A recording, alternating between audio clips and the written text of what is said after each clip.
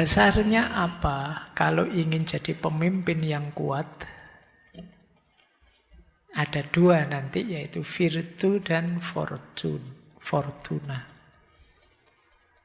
Yang pertama virtu. Virtu itu kompetensi personal. Kalian harus capable, harus punya kompetensi kalau pengen jadi pemimpin. Ya secara umum uraian beliau, virtu itu cirinya misalnya antara lain ya rajin atau tekun dan paham tentang politik. Ya kalau kalian tidak paham politik, masuk dunia politik habis. Harus paham. Yang kedua cerdik. Sebenarnya cerdik itu kalau di Machiavelli banyak orang memaknainya licik. Ya, cerdas, cerdik, licik itu kan sebenarnya satu tipe proses di dalamnya. Yang membedakan kan nanti arah, orientasi, dan tujuannya. Jadi pemimpin harus pinter, harus cerdik. Baik saat berhadapan dengan kawan maupun lawan. Yang ketiga, ahli perang sekaligus ahli diplomasi. Jadi ini dua-duanya penting ya. Jangan hanya bisa berunding saja. Perang juga harus bisa. Ya, ahli perang itu bukan berarti perang sendiri, tapi bisa memimpin militer, pasukan perang, kata beliau. Dan juga diplomasi. Ini kompetensi. Kemudian mandiri dalam berpikir, tidak bergantung nasihat atau kekuatan orang lain. Silahkan saja, kata beliau, orang lain memberi nasihat, tapi keputusan harus di tangan kita.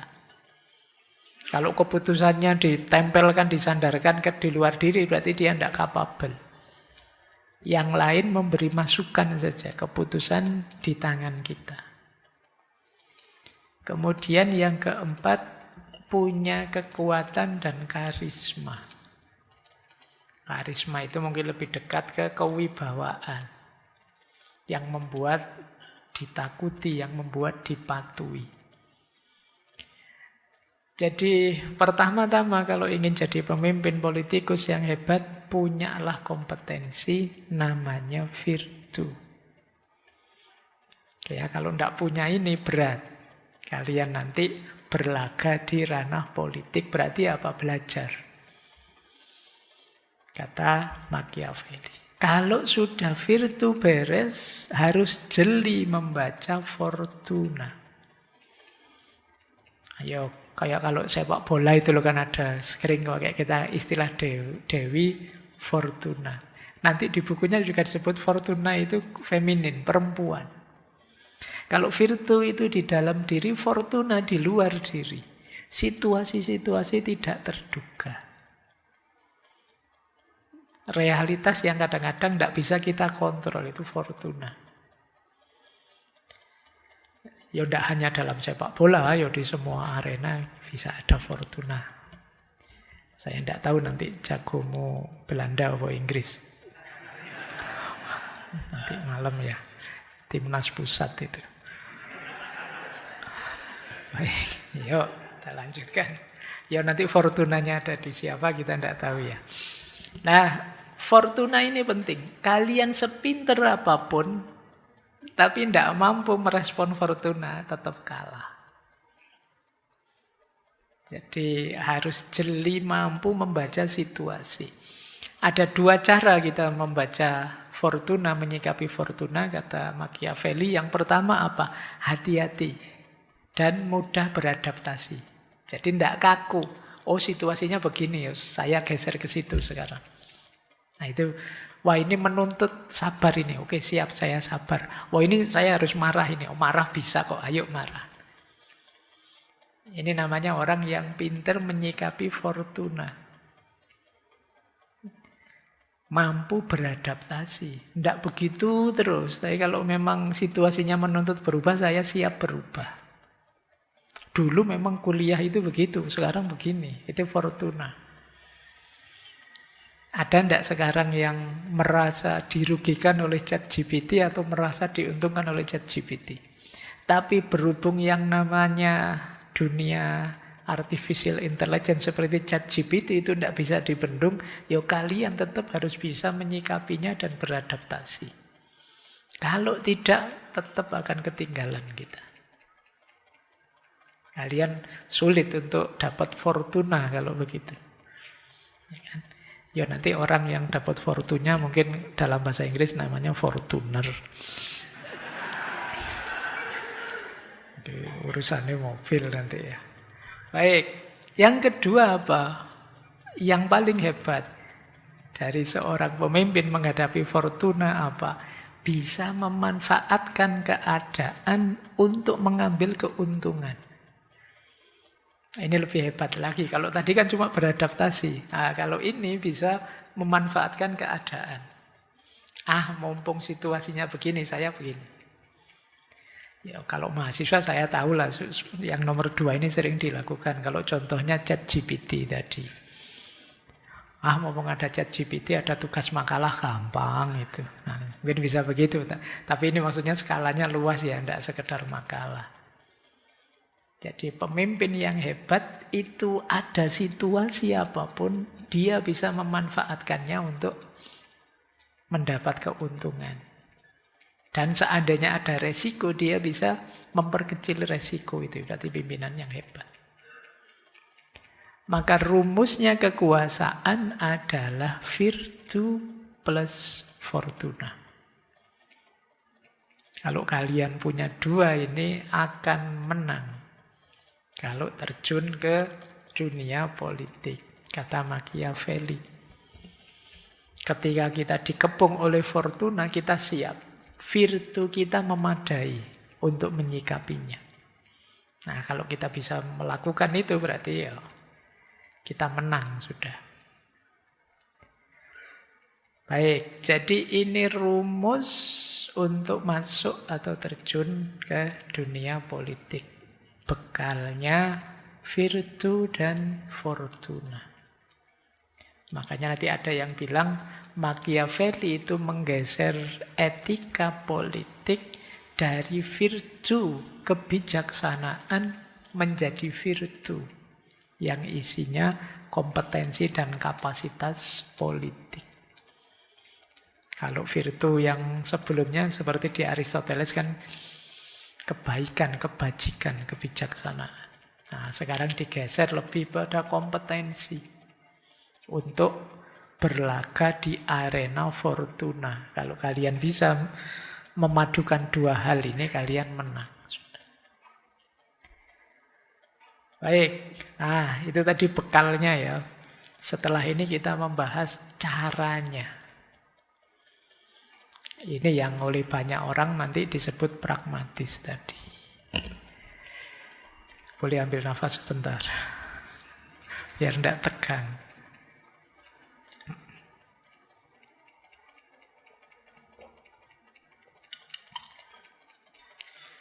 Kita awali ya dari beberapa isu yang beliau sampaikan. Yang pertama, kalau ini terkenal sekali nasihat beliau, it is better to be feared than loved if you cannot be both. Ini nanti yang berhubungan dengan hukum dan ketentaraan militer. Kata beliau, kalau kita jadi pemimpin, kalau bisa dicintai sekaligus ditakuti itu hebat, tapi kan sulit. Kalau harus milih, dicintai atau ditakuti, kata Machiavelli, pilihlah ditakuti. Orang takut itu tidak mungkin berani menyerang kita, mengkhianati kita, nabrak kita. Tapi orang mencintai banyak yang mengkhianati.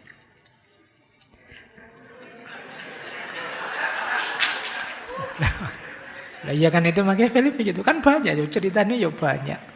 Jadi sudah cinta segitunya berkhianat. Jadi cinta masih bisa berubah jadi pengkhianatan. Tapi kalau takut tidak. Kalau sudah takut ya kamu mengkeret sudah. Jadi kalau harus milih ditakuti apa dicintai, pilihlah ditakuti. Akan lebih aman untuk kekuasaanmu. Jadi manusia itu Kalau sekedar cinta, begitu dia merasa terancam atau merasa ada keuntungan lebih besar, dia bisa mengkhianati cinta. Tapi kalau takut, tidak akan berani dia. Makanya antara hukum atau undang-undang dengan kekuatan militer, kekerasan, kata Machiavelli, hukum atau undang-undang ini tidak akan jalan kalau tidak didampingi oleh kekuatan militer. Kalau tidak ada tentaranya yang ngawal hukum atau undang-undang itu, sulit. Ketika ada tentaranya, ada militernya yang ngawal, orang lebih mudah patuh. Kalian patuh peraturan lalu lintas, lebih banyak disetir oleh kesadaranmu apa takut polisi? Sebagian besar karena kan takut polisi. Jadi orang memang kalau pakai berpikir idealnya tadi, orang harusnya sadar, jadi orang baik, tidak menyakiti orang lain, kan begitu idealnya. Tapi dalam kenyataannya banyak kebaikan yang kita lakukan itu karena takut. Kok tidak nyontek Mas Ujian? Takut Pak, pengawasnya ngeri. Kamu tidak nyontek bukan karena sadar, cuma pengawasnya ngawasi terus. Kok sekarang tidak pernah pulang malam lagi? Takut dimarahi orang tua. Jadi energi ketakutan itu luar biasa ternyata untuk menciptakan stabilitas. Maka kata Machiavelli, kamu lebih milih mana? Jadi pemimpin yang dicintai atau ditakuti? Kalau harus milih, ya kalau bisa dua-duanya. Tapi kalau harus milih, ditakuti saja. Nah, baik, ini jangan langsung diiyakan ya nanti kapan-kapan.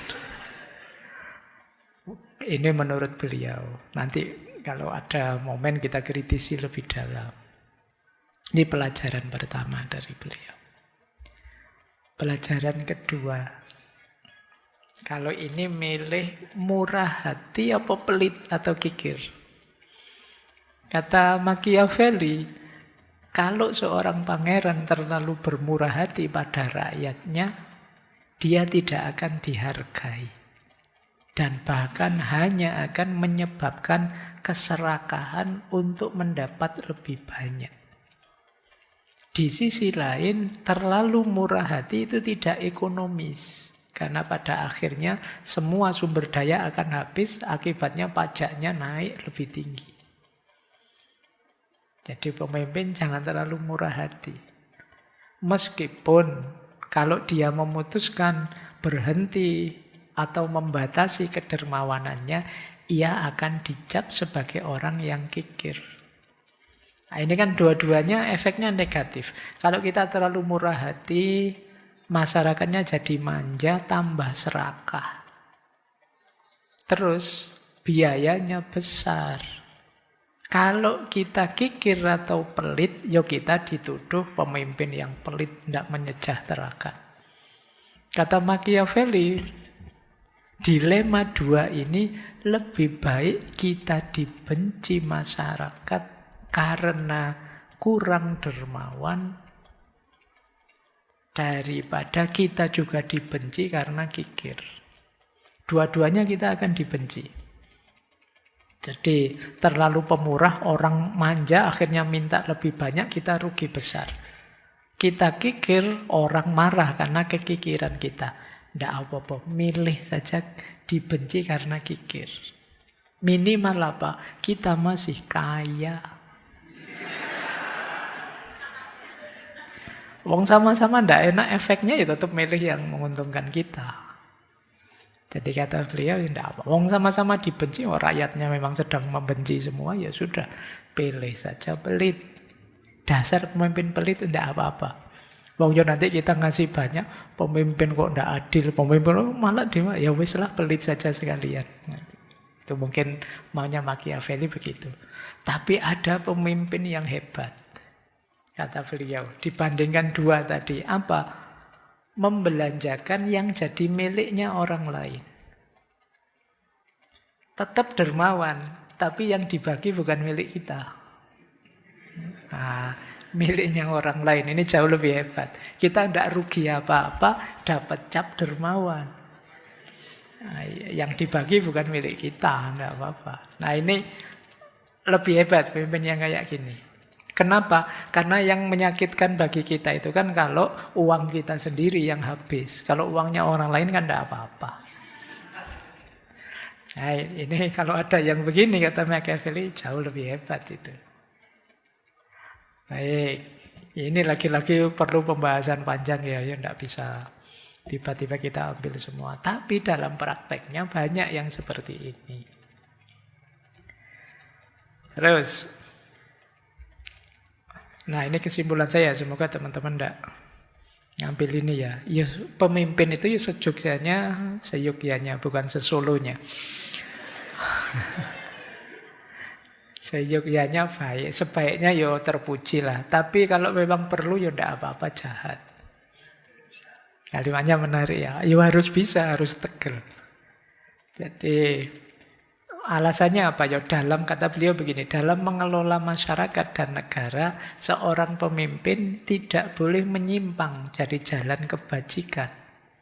Tapi juga harus tahu caranya melakukan kejahatan, siapa tahu kapan-kapan dibutuhkan. Jujur bisa sih, curang kadang-kadang ya bisa. Demi apa? Itu sebenarnya nanti ada alasannya kenapa beliau sampai begini. Ya sama kan memang kadang-kadang sistem etik itu antara kondisi biasa dengan kondisi gawat kan memang beda. Membunuh itu dalam kondisi biasa ya kriminal, tapi dalam kondisi perang itu ya tidak masalah. Nah itu maka beliau, ya orang itu harus jadi orang baik juga bisa, tapi kadang-kadang agak jahat juga harus mampu. Kenapa? Situasi kadang nuntut itu. Jadi seorang pemimpin harus mampu semuanya. Kata beliau, kalau memang seorang pemimpin bermaksud menjayakan negara, maka metode apapun yang dipakai layak dipuji dan dihargai. Ini untuk kepentingan negara loh ya, bukan untuk kepentingan saya. Sama seperti tadi, urusan dermawan ngasih orang itu kan bukan untuk kepentingan dia. Tapi biar asetnya negara tidak habis. Jadi ada bantuan dari luar, tidak apa-apa. Ya bantuan dari luar itu aja yang dibagi. Milik kita masih aman. Itu sebenarnya kepentingannya kepentingan negara. Dan itu yang disebut pemimpin hebat, kata Machiavelli.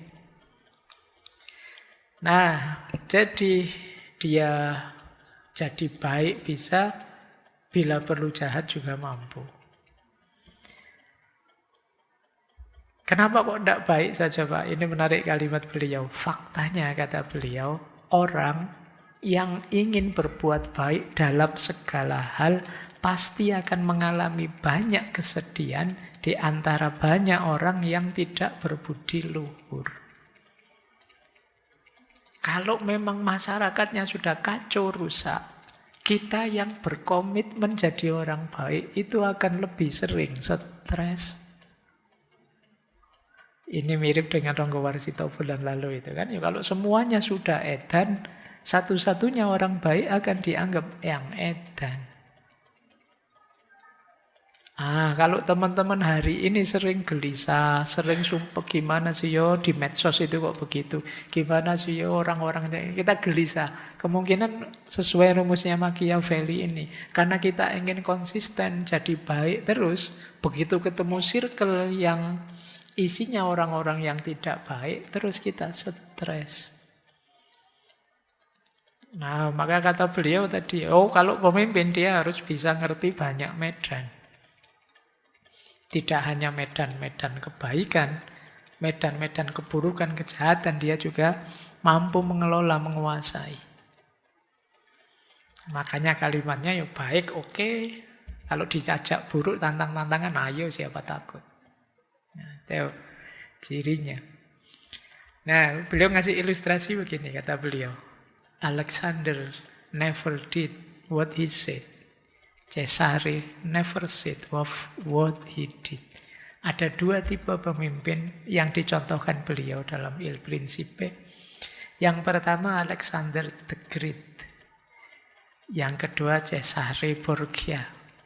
Ini yang satu raja besar Makedonia. Ini dua-duanya pemimpin yang sukses. Yang satu bangsawan, politikus Italia. Tapi dua-duanya gayanya beda.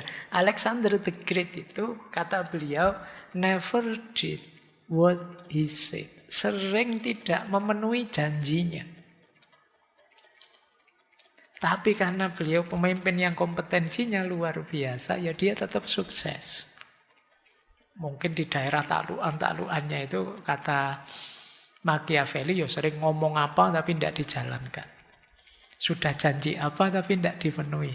Tapi dia tetap seorang Alexander the Great. Karena kompetensi dan prestasi-prestasinya. Orang tidak terlalu ambil peduli dengan proses yang dia lakukan, tindakan yang dia jalankan, yang kecil-kecil.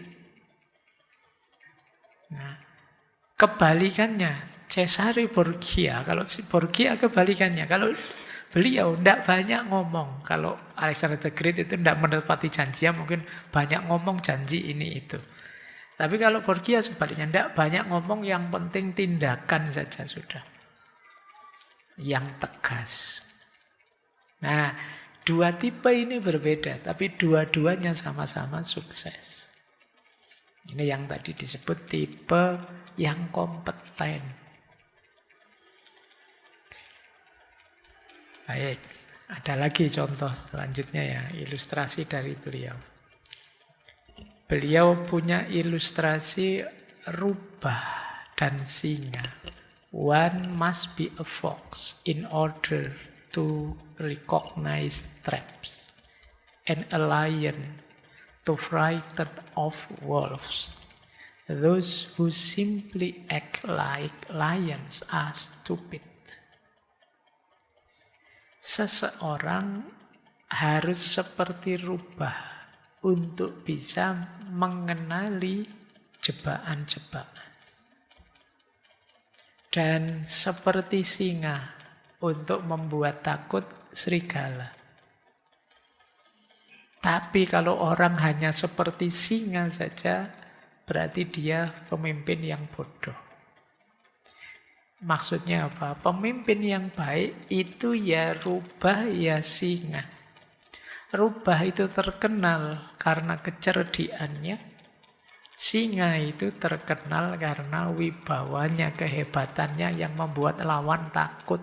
Dia tidak perlu menyerang, cukup datang saja bubar, yang lain takut. Nah, dua-duanya harus ada. Kenapa? Karena kalau hanya singa, tidak ada rubahnya, gampang dibohongi, gampang dimanipulasi, gampang dikhianati, gampang dijebak.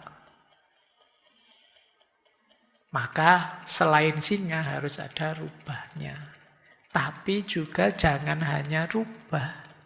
Kalau hanya rubah, tidak ada singanya, yuk ngerti sih kalau dijebak, ya cerdas, ya cerdik. Tapi tidak ada orang takut padanya. Jadi dia mau ngapain saja, orang senyum aja, Allah kamu mau apa. Beda kalau singa. Singa itu hadir saja, dehem sedikit saja, yang lain bubar. Nah, dua-duanya penting. Makanya kata beliau, pemimpin yang hebat itu ya singa ya rubah. Kalian juga harus cerdas, tapi juga berwibawa. Itulah cirinya pemimpin yang hebat. Tadi juga dicontohkan Alexander the Great dan Cesare Borgia.